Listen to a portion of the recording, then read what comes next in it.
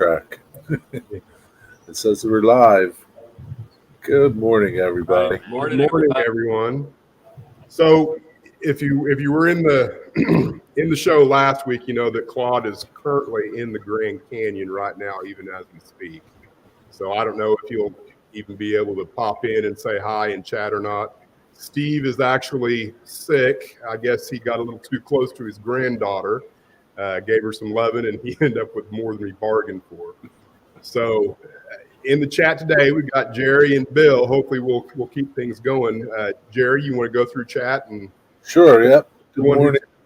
Good morning, Steve 87 PSAP, Leslie Gilpin, Rob T-Man, Lynn McCurdy. That's all I see so far.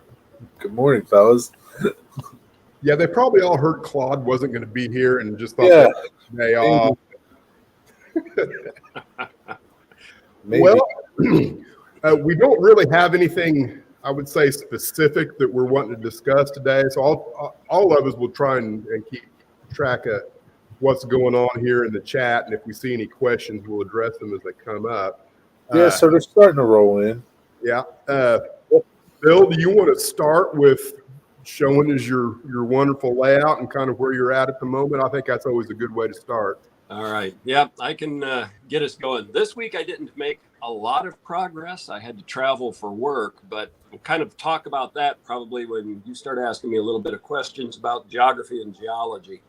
But so I did build and plant like another 16 trees this past week, all up around where the cabin is. So, and again, I can't see the picture, so I'm hoping I'm aiming in the right direction, but I put in trees on this area. So, you know, from the O-scale tunnel up, I've got that pretty well done. I've got the ground cover reasonably finished in and along here. And I also added in some woodlands or the super trees. I did place a couple of more deer down in this little glade or meadow. So that's going to give the bear and Shannon over here something more to look at. But then coming across over here, added more trees just to this first little knoll. So just from here to here are 16 pine trees. Then again, a couple of the super tree materials. Man, I love your trees. Yeah, trees look really good. Yeah, and something else that I was playing with last night after I got off work is I started to make some of my own little clumps. And this is from coarse rope material. So O-scale, this is more like bushes and shrubs. Oh, that's a good idea. Yeah, and just, you know, put a little bit of glue down on wax paper and then cut the rope into about 1/4 to 3/8 inch long pieces. And then just clumped it, planted it. This morning I added a little bit more hairspray and some ground cover just to kind of fill it in a little bit. But this will only be mostly, you know, right around this area and in and around the cabin once I get the cabin farther along. I've still got to do some cutting on the roof. I've got to fit that smokestack, which is an HO scale factory smokestack, into place. Build a little porch, build a little lean-to, and do a whole bunch of other stuff over here. But, you know, that scene's coming along. I also added more super trees behind the pine trees, just in this area here, to kind of smooth the transition as the backdrop plunges to hide different things on each side. And I added more on the other side as well, just to make the forest nice and dark so that the backdrop literally disappears as it's going into the woods. You know, coming around on this side, same thing, more super tree material right up against the backdrop. You know, it just blends in with the pine trees and makes everything disappear. So I'm happy with how that's turned out. So Steve 87 had a question. Why no elk? Because I haven't bought any yet. Can't find them, Steve. I just get a little bit here and there. You know, this is... Shannon wants to know why is he running? Well, why is he or isn't he? Is he? No, he's just going to stand there.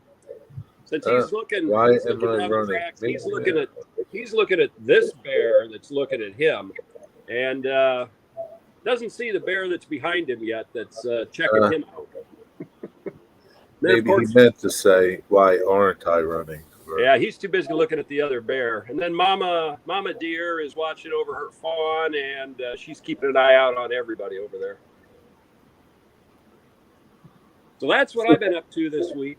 Just this little area here and keeping out of mischief. Bill, do you have a separate video on how you did your deciduous trees? Yeah, I think I do. Okay. I just wondered. Yeah, because the deciduous, for the big ones where I made the trunks, I've got different videos out there on how I made those. But I mean, you could scale them down for any scale, basically, right? Right. The video that I did for making deciduous trees is actually for these big oak trees that are over on my HO scale layout. Right. Yeah, so they look great. Video, I've got a video that shows how I made that, and I think it's video either 126, 127, 125, somewhere in there is where I had a series on making trees. So so these are good HO scale deciduous trees using that same method of the grapevine wire or rustic wire, depends upon where you get it, and making the trunks and doing the super tree material to make the branches on them. It's a good question.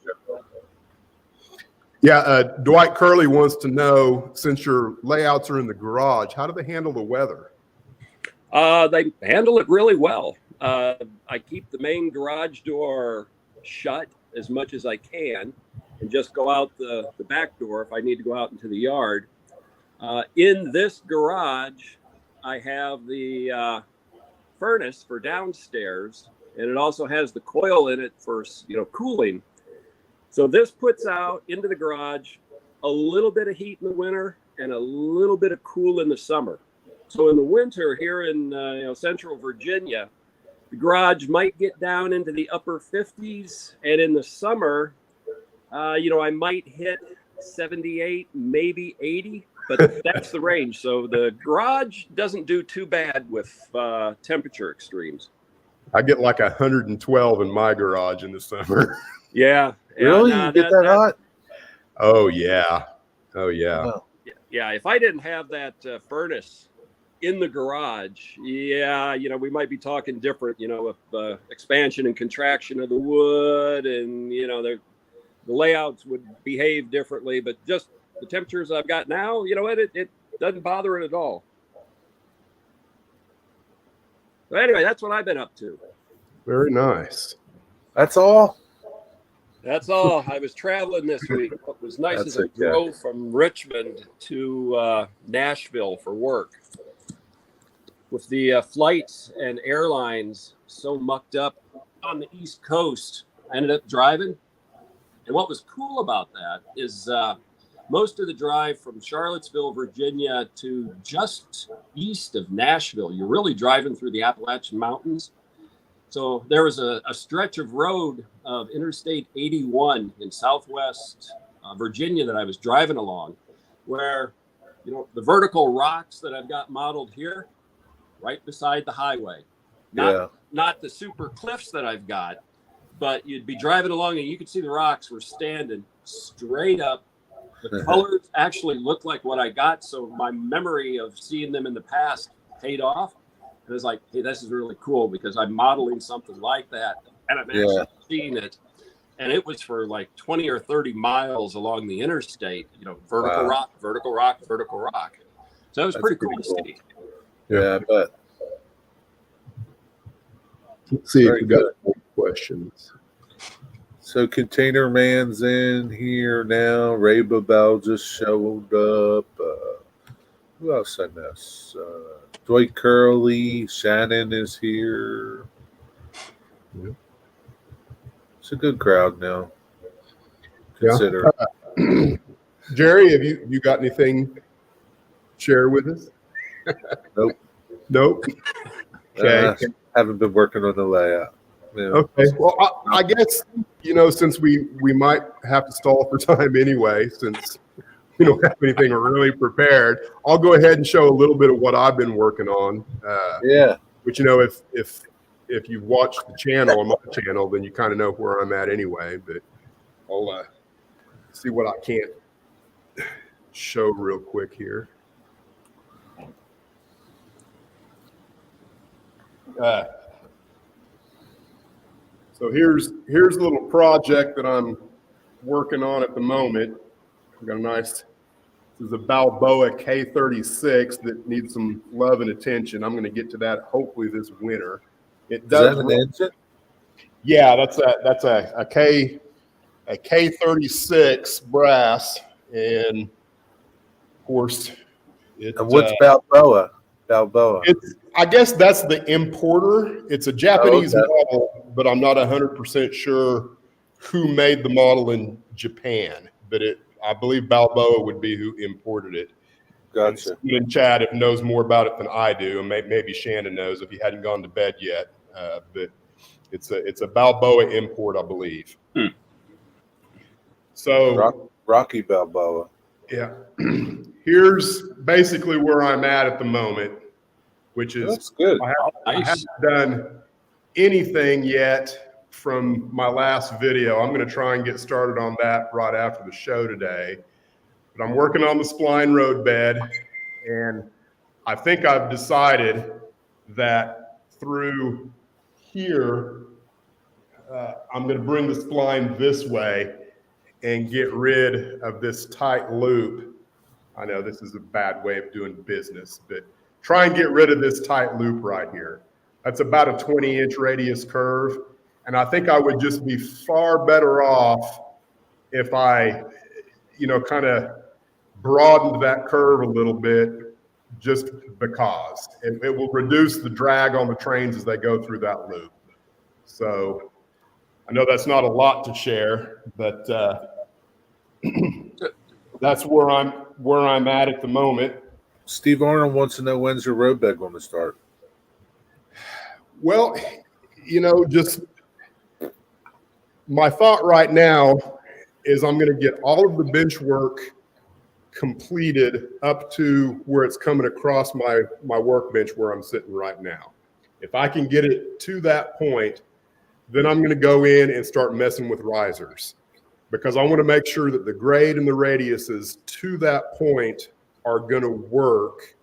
So I'm going to have to do some testing, and I would also like, because I've got a running K36, a running K37, multiple K27s, but I don't have a single running 280 at the moment. I don't have any consolidateds that are running. So, I would like to be able to test every locomotive that I have on the radiuses and the grades before I completely commit to everything, but that's probably not going to work because I'm going to have to glue that spline together. But, I'm going to build all the risers and get one piece of the spline through everywhere and kind of see what it looks like and what I think I can get away with before I glue anything together. So you haven't ran any trains, right? Or on portions you have? No, because I don't have anywhere to go with them yet. I've got what's behind me, which is just the staging yard that everybody's probably already seen. So I can go approximately 16 feet there and go around the reverse loop, but that's it. Right. So, Yeah. One thing you could do if you've got it is like, as you're determining the curve radius on your layout and grade, just take a couple of pieces of scrap plywood and cheap flex track and just tack it down into the radius, and then play with your elevations and see if your equipment operates. That way it is going to take your curve and grade once you do your splines. Yeah, that's a good idea. I may do that. So because once you commit to these splines, you're committed. Correct. And I guess if you screwed up bad enough, you just go in with a hacksaw somewhere and right. cut out what doesn't work and start again. I think there's definitely a way that you can do that. Are you using like a track planner or anything? Yeah, I have Empire Express on my Mac. That's what I've been using to this point. And it works good, you know, for what it's designed for. And actually, every bit of the bench work that you see, I'm within probably 1 or 2 inches of what my track plan says as to how it has come out physically in the room. So is that pretty good? I would say it probably exceeded my expectations. And where I'm off by any more than that, it's because I made a decision to do something slightly different than what I projected to do within the plan. Yeah. No, that's good. What are you using for your floor? I noticed it was really dark. Is that like carpeting or paint? It's the cheapest carpet squares I could find at like Home Depot. Wow, okay. And of course, I'm like, as you were maybe kind of I shouldn't have done that. And it's like, that's really cool. I like the color, and it really stood out. Granted, you dump light colored stuff on it, it's gonna, you know, show until you clean it up. But I mean, that really looks nice. Yeah, and I'll just tell you one thing that I don't like about it. It's like Velcro. Oh yeah. So when I do get sawdust on top of it, I have to go in with like a stiff brush and actually sweep that up just so it will vacuum, because my vacuum cleaner really is worthless when it comes to getting that little sawdust out of the carpet. But it does clean up. You just have to put a lot of effort into it, and I haven't done that yet. Your vacuum sucks, both literally and figuratively. Yeah. Yep. So yeah, a couple more people come in. John 26, Schuylkill River, John, Train Freak, Jason, Digger Ken Amos. Yeah. Yeah, welcome. Good morning. Good morning. So I got a question for you. Like, Bill, if you were to build a traditional, say, big room size layout, right? Yeah. Would you build that layout the exact same way you built your layout now? You know, I have thought in about the it. sense of completing a section, moving on, completing a section, moving on. Yes, actually, I would.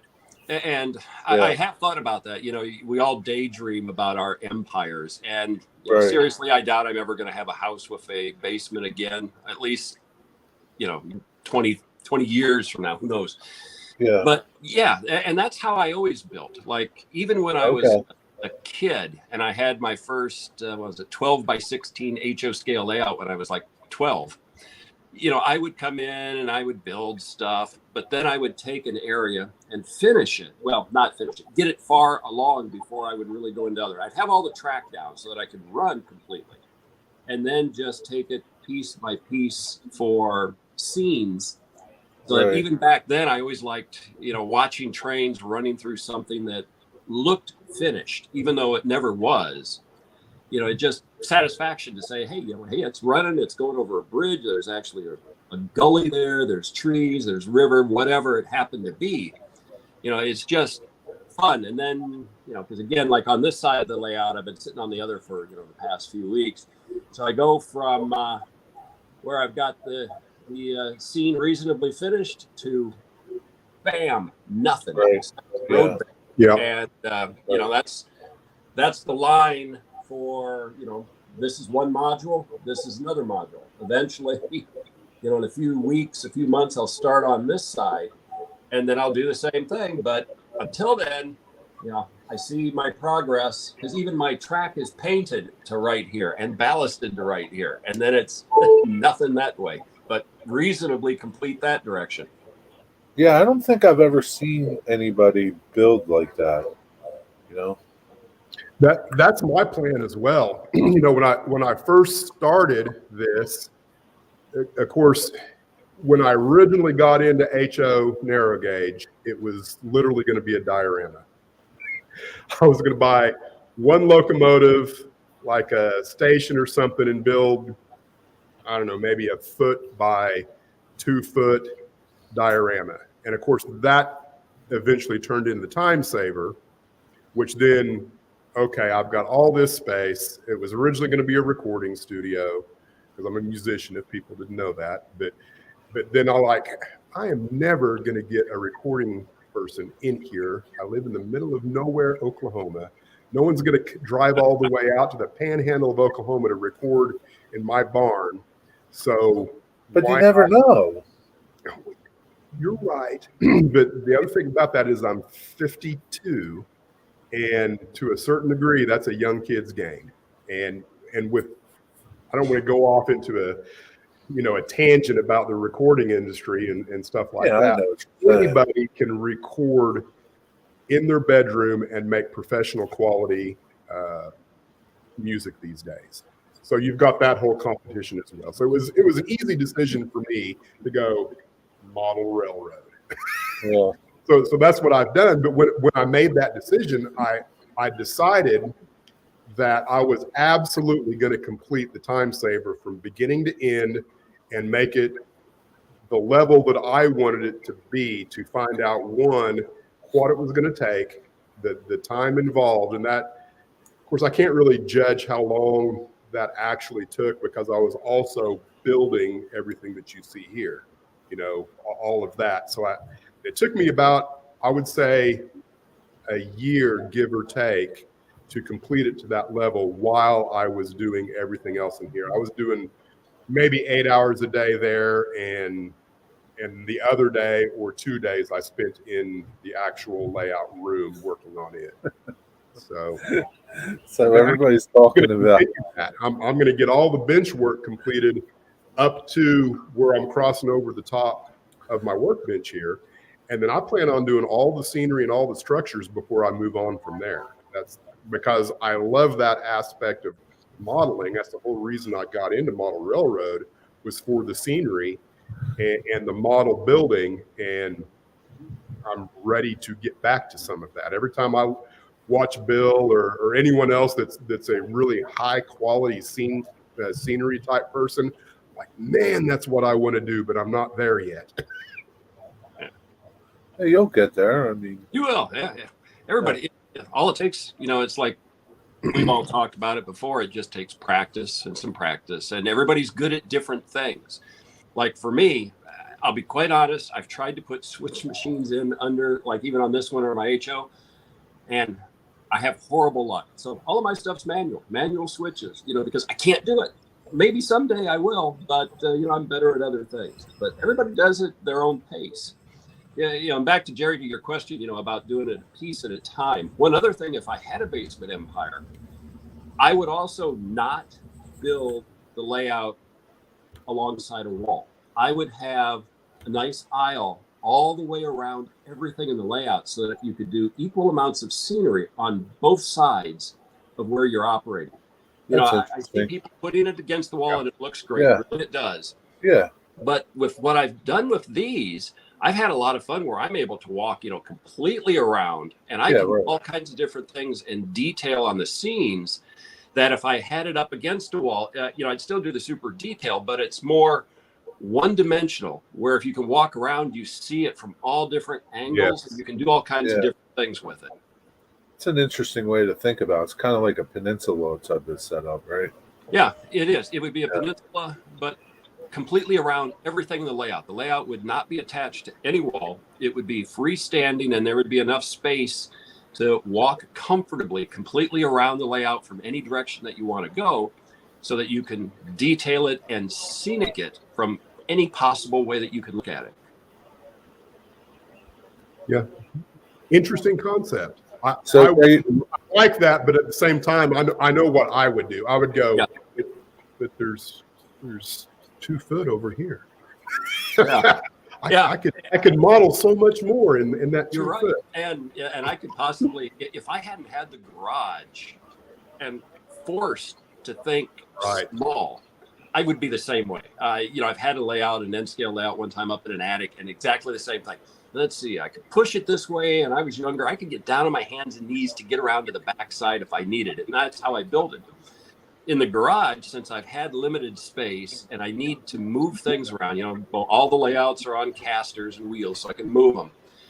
Forced me to, what do I really want? And for me, I like the scenery and I like the detail. So it's like, I want to get as much as I can to make it look decent from all different directions. And that, if I would have a basement, I would do the same. Again, prior, if I didn't build these layouts and I had a house with a basement, I'd probably be up against the wall too, just to maximize the amount of run and space and everything else. Yeah. See, that's one of the features that I want about mine, is that as you look across an aisle or an island, because I'm going to have basically a huge island out there that's laying on the floor right now. I want to be able to look across the top of that and see the backdrop on the other side, and vice versa, where you got that cross perspective from multiple different locations that adds depth to the overall scene. Yeah. Well, it's about 9:30 right now. Let's go ahead and transition to Bill talking about geology. I had this idea. I've been thinking about it for a while. When I took my trip through Colorado, trying to take pictures of different mountains and things that's going to be inspiration I'm going to use for when I actually start building my scenery.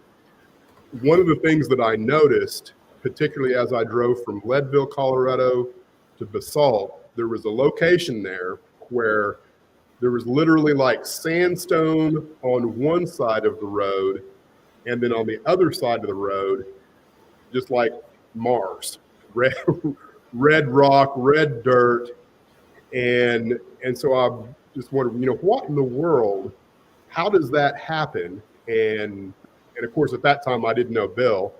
And so now finding out that Bill is like a legit geologist and has all the answers, I thought I would ask him. I have opinions. I don't have answers. Well, so, I guess my first question would be, as it relates geographically in the United States, what are some of the major, I guess, geological or rock features that one would encounter, say, where you're at in the Pacific Northwest versus Colorado versus, in the Appalachians or anywhere back east? Are they the same? Are they drastically different? Is it just age and weathering? And the answer is, well, I live in the East. I'm in the Appalachians, so it's. Oh, okay. I'm sorry. Steve's out in the Pacific Northwest. Yeah, Steve is Pacific Northwest. Sorry. So my easy answer to all of what you said is yes. There's subtle variations. There's different rock types. So, like, we'll start with where I'm at in the East. The Appalachians was an old mountain chain. When it was first formed, it probably rivaled the Himalaya mountains, obviously long before anybody was around. And erosion, continental movement, continental breakup of Gondwanaland, Africa and all that pulled away, left different rock types, a lot of sedimentary rock types that are exposed. The metamorphic and a lot of the igneous rocks in the East Coast are actually under the ocean in the coastal plain. You get into, the Valley and Ridge provinces along the Appalachians. You see a lot of sedimentary rocks that have been deformed. You do see some metamorphic, some volcanic rocks down deep in some of it. See, now you're throwing some big term like sedimentary. So I've heard the term, but what I don't have is a visual of, that is sedimentary rock. Okay. So sedimentary rock is, think you're down at the river and you're stepping on a sandbar and there's, mud around it. Now imagine that gets suddenly buried, compacted, the water gets driven out, minerals form, and it becomes a rock, it becomes solid.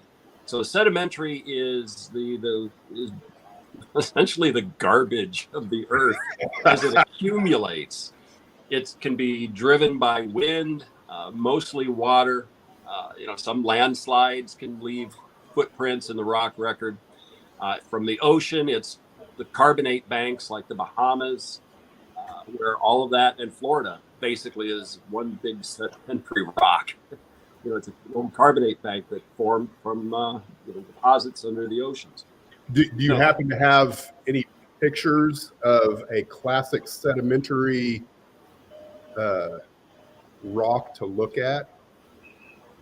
Yeah, let me find one here. I was going to kind of go through some resources. Not in that book. How long does a little rock take to form? You know, there's a lot of subjectivity around that. Most rocks are, you know, hundreds of thousands to millions to get to the classification that it is a rock. But sometimes it can form fairly quick. That if you get, usually sand, other coarser materials that get cemented by, say, calcium carbonated water. You know, you can have something that becomes like a rock very, very quickly. A hard pan in like Oklahoma in the Midwest. It's a layer in the soil that stops water movement from going down in a lot of places. It's basically a layer of calcium carbonate in the soil, and that technically is a rock. But like this picture, I was going to show you out of a book, is a sandstone, and it's up in Maryland. And we'll see if we can get this. So is sandstone a type of sedimentary rock, or are they two distinct different things? No, it's a sedimentary rock. Sedimentary rock is like the broad classification of rocks. Anything that's been deposited. You get then into metamorphic rock, which is rock that has been squeezed and heated. So that can be associated with volcanoes, can be associated where continents collide and you get unbelievable amounts of pressure and heat, you know, miles below the surface, that over millions of years, buoyancy will bring it up, erode away. And then you get volcanic rocks, igneous rocks, which can be either extrusive, means they erupt on the surface, like volcanoes that we see, or intrusive, which means, magma has come up and has sat under the ground and cooled. So out in California and in great areas of the Pacific Northwest, you get a lot of volcanic rock materials. Like Yosemite National Park, Half Dome is a igneous rock. It's a rock that didn't erupt, a volcano. It was a melt that solidified well under the ground, and then over time it got eroded, and the earth rose up, and you get a beautiful national park. If you're So how does that differ from the rock in Colorado then? Colorado's got a mix. Where Claude is at the Grand Canyon, he has seen some beautiful sedimentary rock. He has also seen areas where there's been recent volcanic activity and there's lava flows that are present. He's also seen, if he's looking down deep into the canyon, metamorphic rocks that have been altered, as well as igneous rocks from over 1 billion years ago. So he's getting a really good slice of geology. And the majority of the rocks there are reasonably flat. There's a tilt to the whole area, but you'll be able to see the same rock unit looking along the walls of the canyon as it goes for miles or however far you can see. So Iron Horse is asking, so the rock was formed by sand that was blown up against the wall over time. The rock was formed by sand. Sure, if I may have missed when that first came up. I don't know if he was talking specifically about the Grand Canyon or something else. That was before the Grand Canyon. Was it before the Grand Canyon? Okay. Yeah. So not sure what wall, but sand, like deserts. You get sand that's blowing around, like the Sahara Desert, the southwestern deserts. Now, if you're in places like Iowa, Nebraska, Minnesota, some of Wisconsin, Illinois, they get drinking water from an aquifer, St. Peter's Sandstone. It's one of the major water producers in that particular part of the country.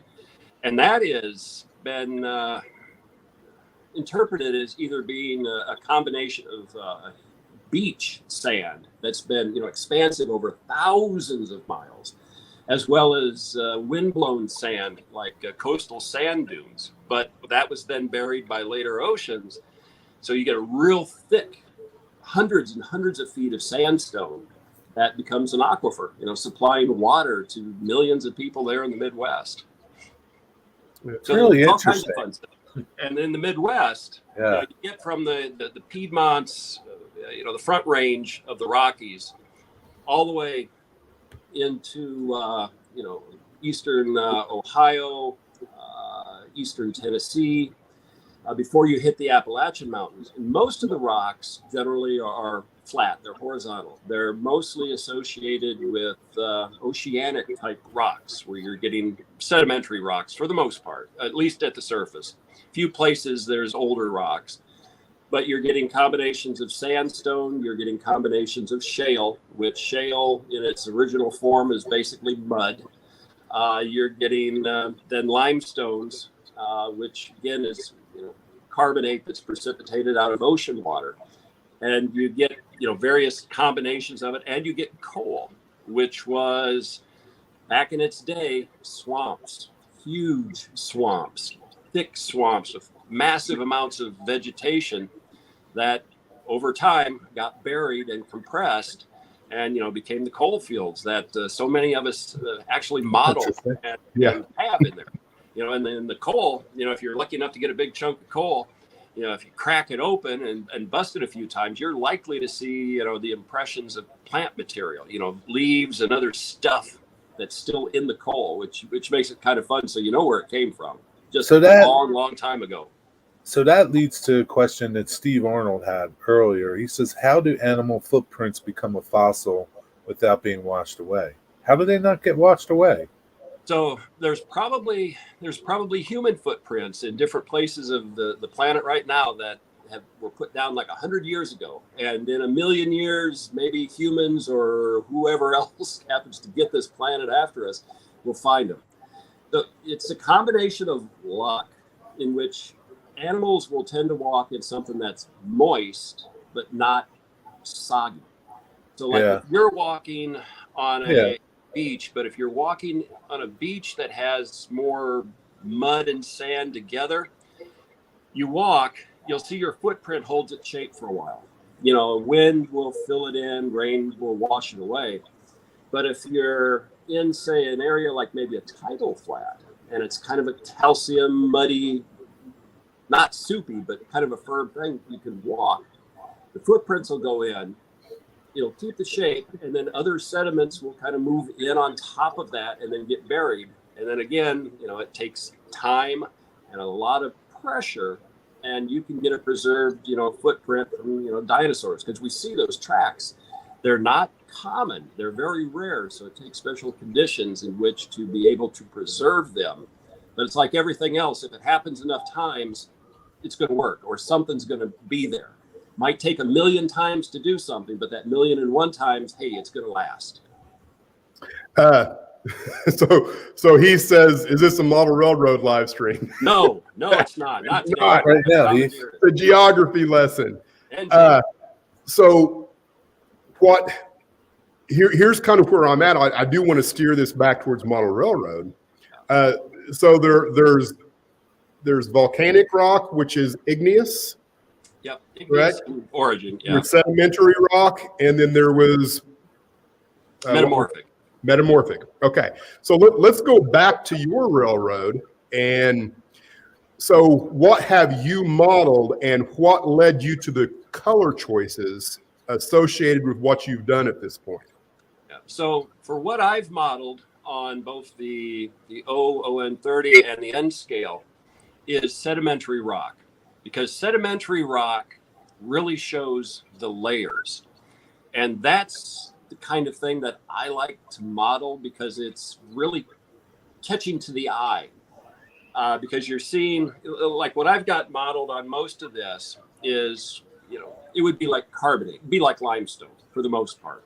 There's a few things that I've modeled on the other side that are, to me, I can look at it and I can go, hey, I've got like a little stream channel, I've got some sandstone, I got some other stuff. But it's fun and visually appealing to do like the limestone, because it's in layers, and it can be, thick layers, it can be thin layers. And can it also be vertical and horizontal? It can. Or does one type tend to be one way or the other? No. Is there a tendency between the two? Yeah, there's a thing in geology, uniformitarianism, and also the law of superposition, which I won't bore anybody with that. But, if it's a sedimentary rock, it was probably laid down horizontally to begin with. There's some exceptions, like if you see a stream and the water's flowing, you can see the sand kind of make little kind of bumps. Those get preserved, but in the broad picture, it's laid down flat. And, even if other rock types overlay it, it's still laid down flat. From a local perspective, if you're talking hundreds and hundreds of miles, there's probably a tilt to it and, different things. So that's when it's originally laid down. So like on the other side of the layout, you've seen where I've got, everything is pretty much horizontal. But then if you get into an area where there's been mountain building, like in the Appalachians, where you've had forces pressing together, if you press something together, something's going to go up, something's going to go down, something's going to break. So you get different feels for it. So if you remember on the far side of the layout here, I modeled where it goes from horizontal as you're looking at it from one way, and then you go around a curve, and then all of a sudden the rock sweeps up. Mm-hmm. So that's a fold in the earth. It's either a syncline or an anticline. Again, you don't need to worry about that, but it's like it goes up and maybe it does a dome, or maybe it goes down and it does a curve. So I'm modeling, imaginary area in like Western Virginia, West Virginia area, where, I'm in the mountains. So I've got a combination of the flat rock. I've got a combination where there's folded rock. So originally it was flat too, but the forces pushed it up. And then like right behind me is, like we were talking earlier, is an area where there was intense mountain building, and the rocks that were originally horizontal went vertical. At some point in time, way in the past, they connected and maybe arched over, or there was faulting, but they're standing on end. So that's the kind of stuff that I like to model, because one, on this side, it saves space to go vertical and it looks cool. Right. Then on the other side, I've still got horizontal where I can really etch it, make it look good. And then I've also got, again, that sweeping curve to show some interesting geology. That is natural. You see that kind of thing out all the time. Now for the colors, limestone. Yeah, I definitely wanted to get into the colors, and not just necessarily the colors of the rocks themselves, but what did you use? Because I know you used stain, and probably you've said what colors they were, but I can't recall now. Yeah, so the colors, rocks can vary in any color under the sun. You have some rock types that tend to have some basic colors where you get grays and dark browns and blacks, or softer tan colors. Limestone tends to be sort of an off-white to a tan color, which is why I was looking for the stains that I would use. Oh, and I see Claude's got some stuff where he's at. So cool. Ties right into the conversation. There we go. Oh, boy. Yeah, that's them rocks.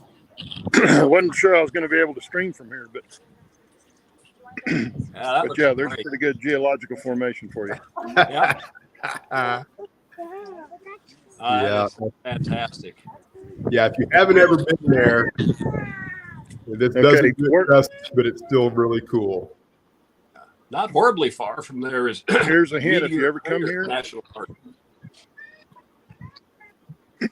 Go ahead, Claude. if you ever come out here, here's a hint: make sure you come early in the morning, and you won't have any crowd at the gate. If you come late, it could be up to 2-hour wait, they said. Well,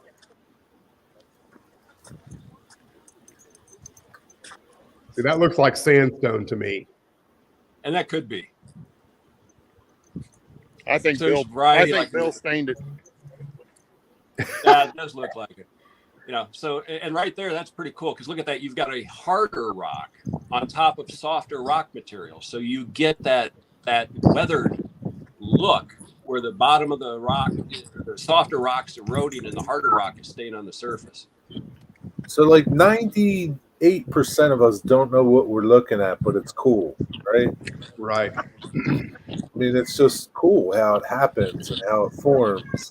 Yeah, you're looking at the work of water So Yeah. that's water has made 99.99%. This volcanic activity that's changed a few things, but water is a force of nature.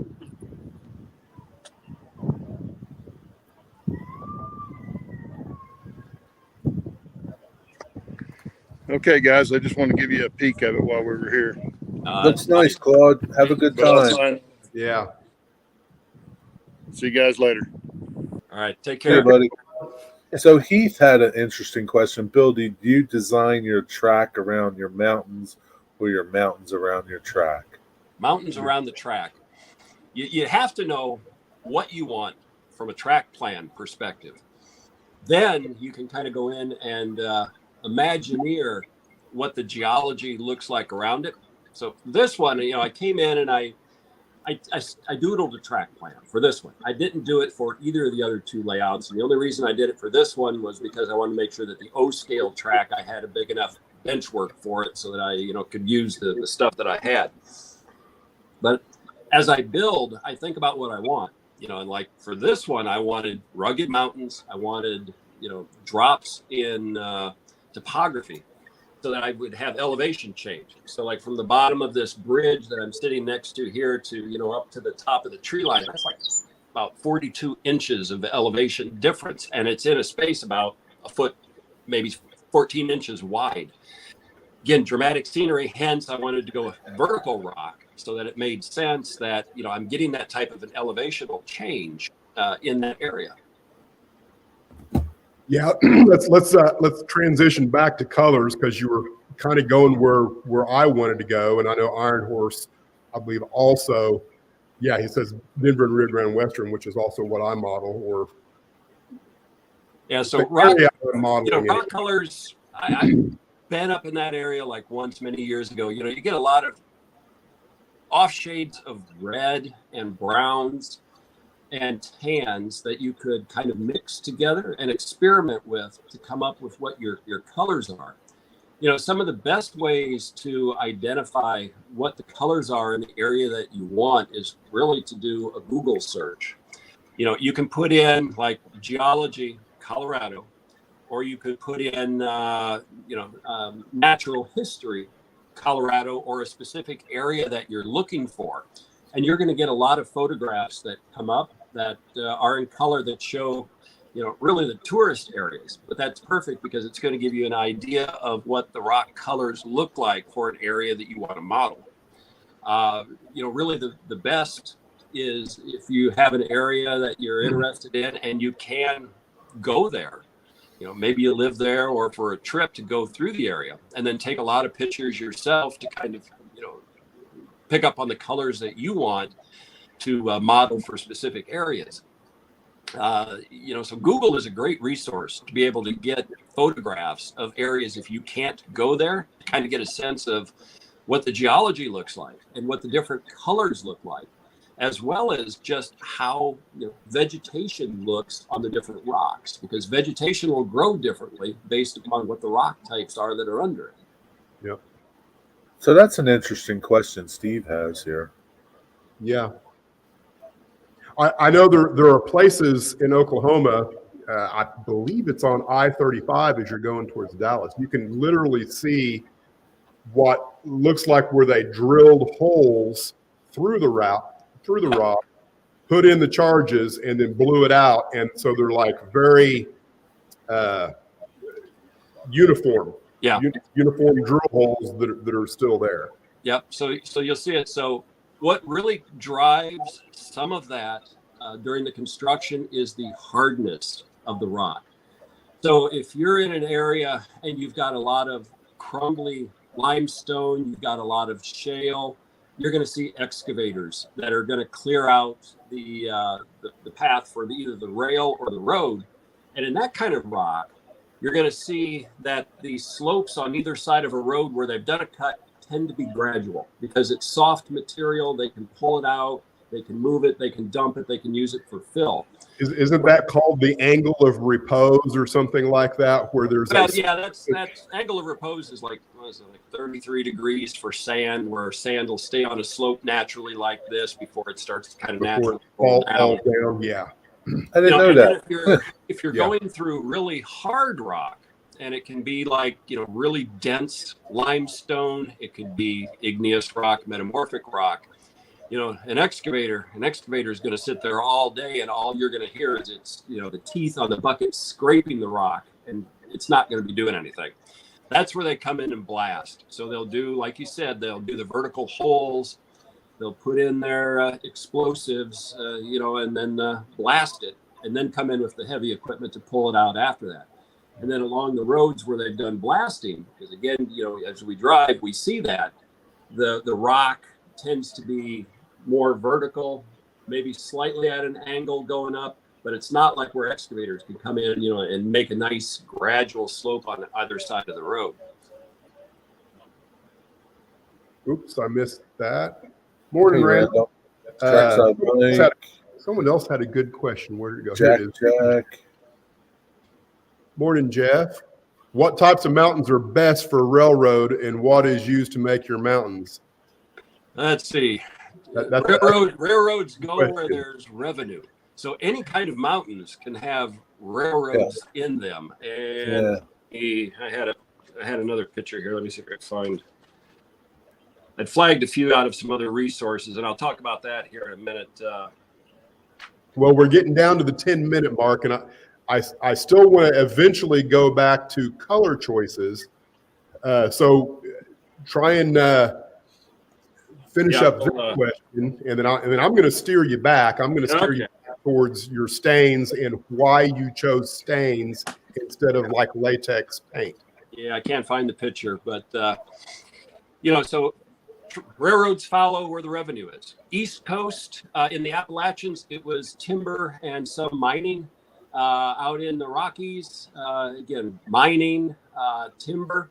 Pacific Northwest, a lot of timber and mining. So, and how I've made these mountains, just real quick, I'll just kind of show on the side. If we can, let's see here. Dennis, where did you go? Just hard shell scenery over pink foam board. And then the pink foam board is just resting on wood risers in different locations to give it a shape.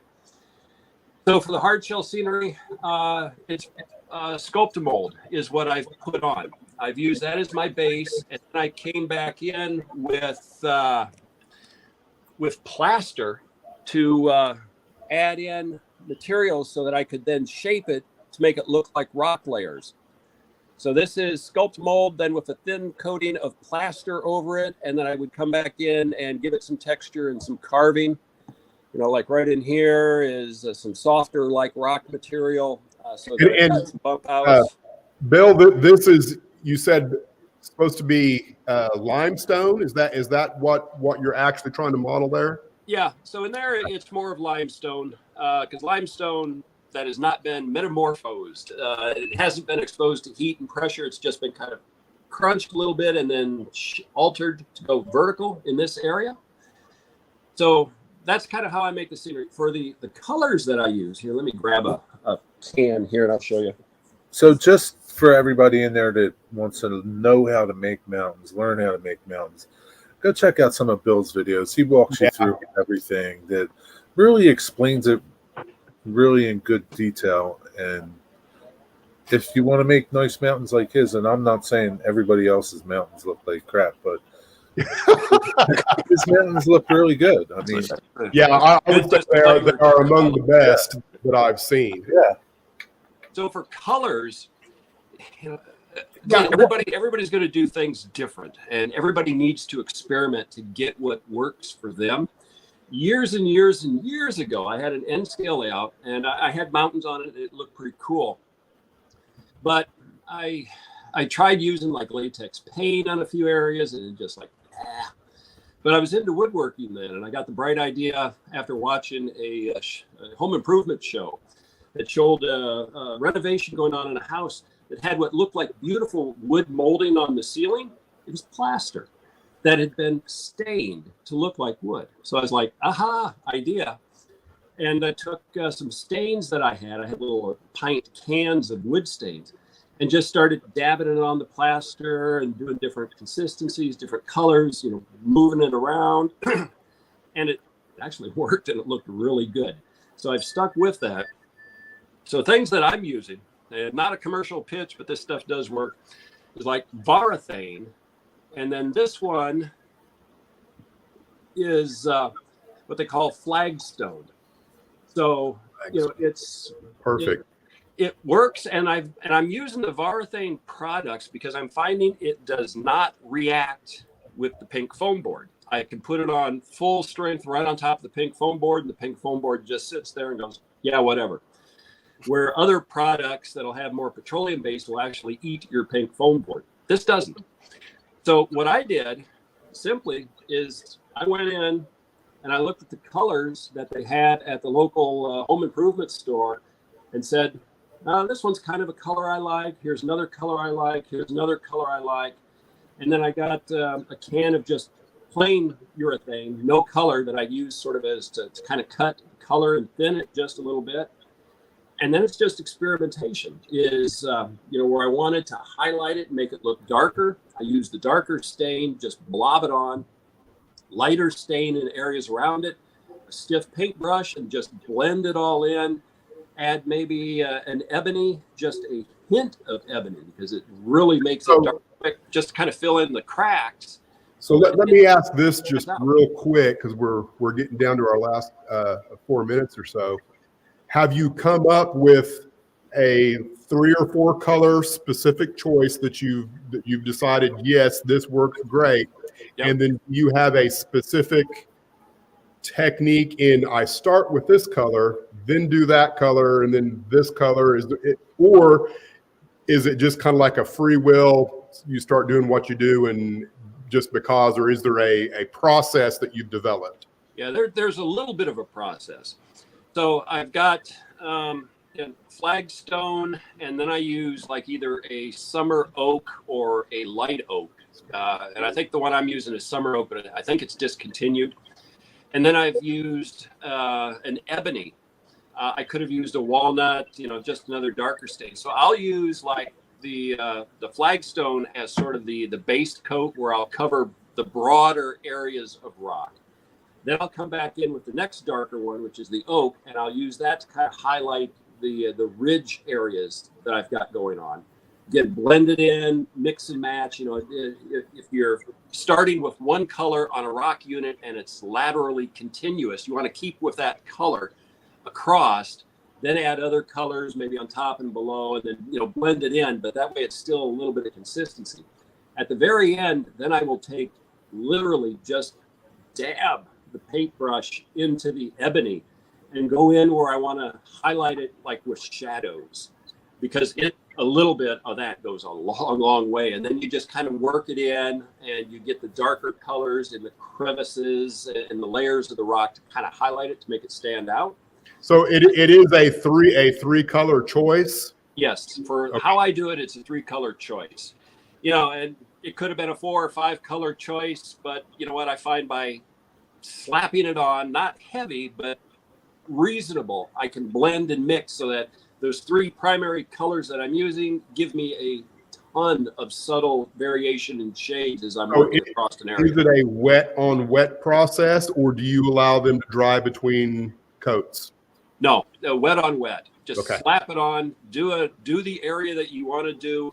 It'll stay wet for a while. And then, I come back in with a lot of paper towels after I'm done, and I'll blot and I'll wipe and pull so that I get additional texture and color, because it'll take some color off the high points. It'll leave color in the dark crevices. It just stands out really well by doing that. So you just get all the wet off of it, and it'll soak into the plaster. And I don't even let the plaster dry completely. I let it dry to where it's hard. It's still wet. I'll still do it. It doesn't hurt the plaster any. It makes for interesting colors. So does it matter if you go light to dark or dark to light? No, doesn't make any difference. Doesn't matter. No, because you're using your brush, and you're painting the stain on in a strip wherever you're working. Right. And then you're brushing it, and then once you're brushed just like paint, it unloads, and you start to get where it's stringing out. You add more, and then you just keep going. Right. Okay. Well, we're at our hour. Thank you very much, Bill, for your expertise. I feel like I've learned we made it. We got through. We made it an hour, and It was good. It could probably go longer, but yeah, I'm sure it could, but yeah, I think we've all maybe probably another done what time. we need to do today. So I'd love to talk geology. So if anybody ever has any specific questions out there, let us know, and I'll be happy to cover different topics. all right, well, sure appreciate it. Well, I guess this is goodbye, everyone. Thanks for tuning in and watching, and stay tuned for next week. We'll do some more. It was good. Take care, everybody. See you, everybody. Thanks for stopping by and hanging out.